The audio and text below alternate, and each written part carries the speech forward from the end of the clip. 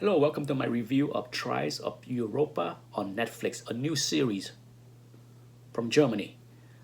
Um, there are subtitles and then there are also dub English voices. So if you don't want to read the subtitle, you have the other option.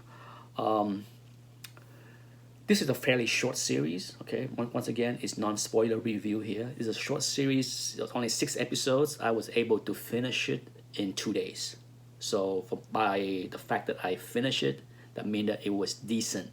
Often, if something's not good, I have a very hard time wasting my time on watching anything that I didn't like. So I like this enough. There's some issue with the series, but let's go on with the review. Um, right away, as I was watching the first episode, it reminded me a lot of the 100, the series from CW. I was a fan of that series through the first 5 seasons. I enjoyed it and watched it with my wife. And then season 6 didn't work for me. Okay? Season 6 didn't work for me and I never finished it. I know they have season 7. You can watch the 100 on Netflix as well. But this series remind me a lot of the 100 because Europe went through, I'm guessing the whole world, but for this series, it's Europe went through some major catastrophe that they didn't really go into detail.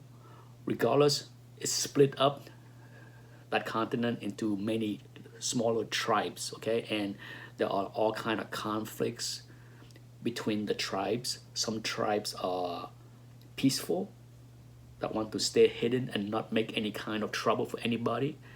And then some tribes are just nasty, right?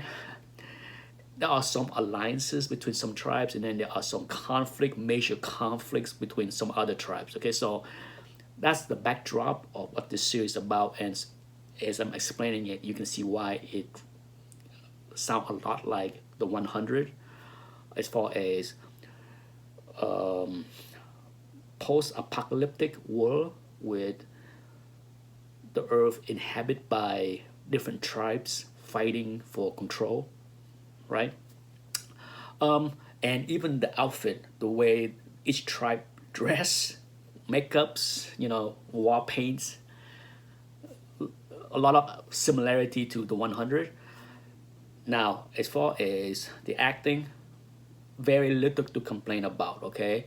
Once again, I was very happy to recognize many of the faces because I have watched enough TV series from Europe that many of the faces are recognizable for me, for sure. This one actor right here, Dark, my favorite TV series on Netflix, and he's an actor from that series, so I recognize his face right away, and I'm glad he has a meaty role in this series, so you see him quite often, which is a good thing.